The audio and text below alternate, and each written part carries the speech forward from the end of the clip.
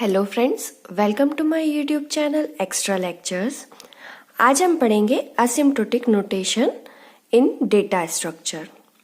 जैसे कि हमने देखा एल्गोरिथम क्या होती है लास्ट लेक्चर में, आज हम पढ़ेंगे अगर वो एल्गोरिथम अलग अलग सेट ऑफ इनपुट पे उसका अलग अलग परफॉर्मेंस रहता है, अलग उसका रन टाइम चेंज होते जाता है, तो उसे हम बोलते हैं asymptotic analysis of an algorithm. और जो सिंबल्स के थ्रू या जो नोटेशंस हम यूज़ करेंगे उसके रन टाइम का परफॉर्मेंस शो करने के लिए वो बोलते हैं असिम्प्टोटिक नोटेशंस। ये हम 3 केस में जज करेंगे। 3 केस हम देखेंगे यहाँ पे, best case, average and worst case of an algorithm. Best case मतलब जब एक एल्गोरिथम सबसे कम टाइम लेती है एग्जीक्यूशन के लिए, तो उसे हम बोलेंगे बेस्ट केस है वो उस एल्गोरिथम का। जब वो एल्गोरिथम एवरेज केस लेगी, मतलब मिनिमम और मैक्सिमम के बीच का एक टाइम रहेगा, अगर वो उस टाइम में एग्जीक्यूट हो जाती है तो उसे हम एवरेज केस बोलेंगे। और अगर बहुत ज़्यादा या मैक्सिमम टाइम लेती है तो उसे हम वर्स्ट केस में जज करेंगे।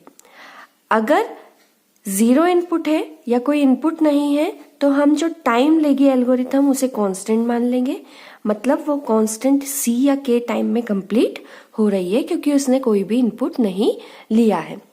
अगर इनपुट ले रही है तो जो बाकी डेटा रहेंगे, जो बाकी हमारे स्टेप्स रहते हैं, उन्हें हम कांस्टेंट कंसीडर कर लेते हैं। c या k के थ्रू हम यहाँ पे कांस्टेंट को डिनोट करते हैं। जैसे कि एग्जांपल है, एक x + y का एक एल्गोरिथम है। किसी ने उस एल्गोरिथम को 2 स्टेप में लिखा और किसी ने उस एल्गोरिथम को 5 स्टेप में लिखा।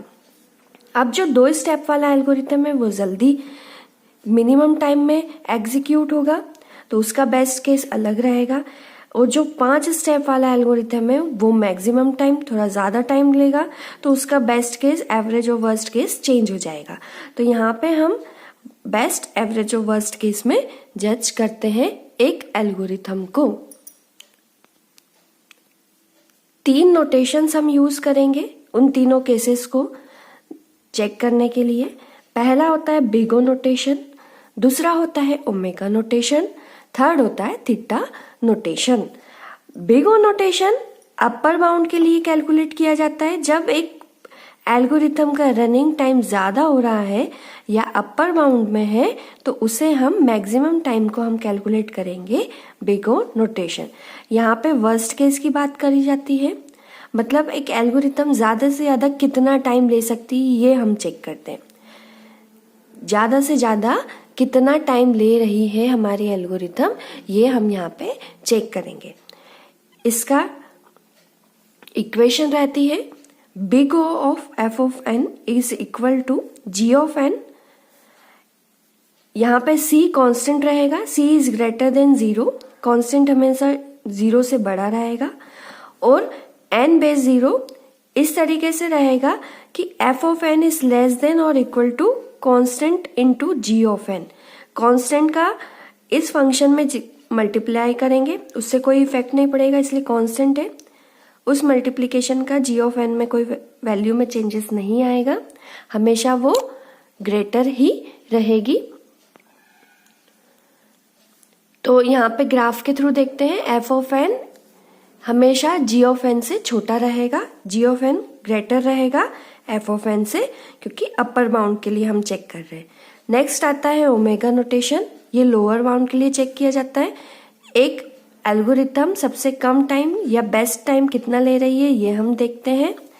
इसका इक्वेशन रहती है omega of f of n is greater than और equal to g of n, c is greater than 0, n base 0 such that g of n is less than और equal to c into f of n। g of n हमेशा छोटा रहेगा f of n से। यहाँ पे g of n बड़ा था, यहाँ पे g ऑफ n छोटा रहेगा f ऑफ n से, क्योंकि हम लोअर बाउंड चेक कर रहे हैं। एक एल्गोरिथम का हम बेस्ट केस देख रहे हैं वो कम से कम कितने टाइम में एग्जीक्यूट हो सकती है। नेक्स्ट आता है थीटा नोटेशन।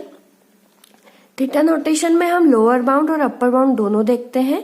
यहाँ पे हम एवरेज केस को जज करते हैं कि हमारी एल्गोरिथम एक एवरेज मिनिमम टाइम और मैक्सिमम टाइम के बीच का कितना टाइम ले रही है। इसको हम इक्वेशन के थ्रू देखें तो theta f of n is equal to g of n if and only if g of n is equal to big O of f of n and g of n is equal to omega of f of n. मतलब वो दोनों से equal होनी चाहिए for all n is greater than n base 0।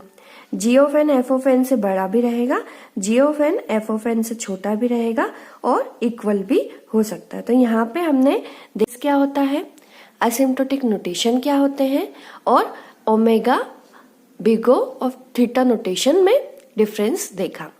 So I hope so आपको एक concept clear है। Like share subscribe my channel.